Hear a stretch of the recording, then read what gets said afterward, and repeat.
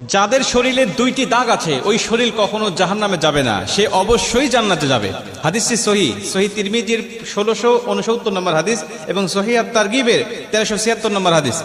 হযরত আবু উমামা রাদিয়াল্লাহু তাআলা আনহু হাদিসটা বর্ণনা করেছেন। রাসূল সাল্লাল্লাহু আলাইহি ওয়াসাল্লাম বলেন, যাদের শরীরে দুইটা দাগ আছে এবং যাদের শরীর থেকে 2 ফোঁটা তরল পদার্থ নির্গত হয় ওই শরীর কখনো জাহান্নামে যাবে না, সে অবশ্যই জান্নাতে যাবে এবং আল্লাহ পাকের কাছে এই শরীরটা সবচেয়ে প্রিয় শরীর। রাসূল সাল্লাল্লাহু আলাইহি ওয়াসাল্লাম বলেন, 1 নম্বর দাগ হলো যে ব্যক্তি জিহাদের ময়দানে আল্লাহকে খুশি করার জন্য, আল্লাহর দ্বীন কায়েম করার জন্য অথবা আল্লাহর সন্তুষ্টির জন্য যে ব্যক্তি বাতিলের মোকাবেলা করতে গিয়ে শত্রু পক্ষের আঘাতে তার শরীরে ছোট্ট একটা দাগও যদি বসে যায়, এই দাগটা কিয়ামতের ময়দানে সুপারিশ করে বা এই দাগটা থাকার কারণে কিয়ামতের ময়দানে আল্লাহ পাক তাকে জান্নাতে দিয়ে দিবে। নবীজি সাল্লাল্লাহু আলাইহি ওয়াসাল্লাম বলেন, 2 নম্বরে ফরজ ইবাদত সমূহের কোন একটি দাগ যদি তার শরীরে দেখা যায়, যেমন নামাজ পড়তে পড়তে সেজদা দিতে দিতে কপালে